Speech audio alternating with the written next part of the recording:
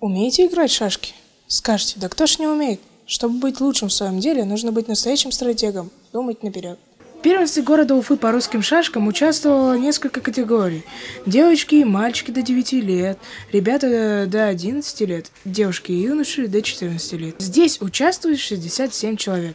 Соревнования проводятся с целью популяризации и развития шашечного спорта, повышения спортивного мастерства, выявления сильнейших спортсменов, а также формирования сборной команды города. Турнир идет уже второй день. В первый день участвовали дети до 9 лет, а сегодня участвуют старшие до 11 и до 14 лет. Победители представляют сборную города на следующем турнире. Чтобы принять участие, юный шахматист должен подать заявку, потом пойти в место проведения с документами и заявкой на участие в соревнованиях, допуском врача. А давайте спросим одну из участниц, что было на турнире и как она туда попала. Расскажи про этот турнир. Этот турнир очень важен для многих городов. Из разных школ приезжают самые лучшие люди, которые есть. Из разных городов, районов и школ. Как ты попала сюда? Я учусь второй год в школе номер 103 у тренера Наиля Ильяновича. Меня отбрали сюда, потому что у меня более-менее высокий разряд. И в детстве я очень любила с братом, с мамой играть в шашки, поэтому пошла.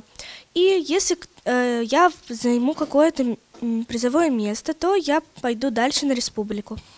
На мой взгляд, каждый раунд проходил быстро и незаметно, но для самих участников это была настоящая битва, где малейшая ошибка может привести к поражению.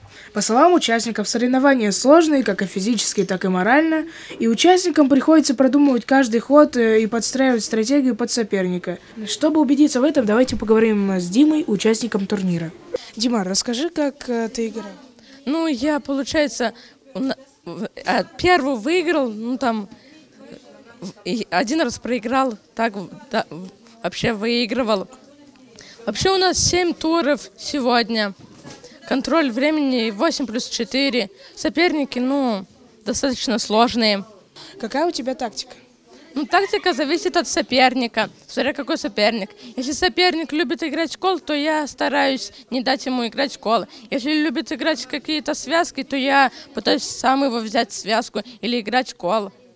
Проигравшим, конечно, не обидно, но они не сдаются и собираются попробовать снова. Давайте поздравим победителей. Только посмотрите, сколько их. Несколько первых мест, вторых и, конечно же, третьих мест в каждой категории. Все потому, что ребята соревновались в нескольких возрастных категориях. Лучшие из лучших получили заслуженные награды. Победа на этом турнире дорого стоит. Рафаэль Гендулин, Руслан Бигбаев, специально для Горы новостей.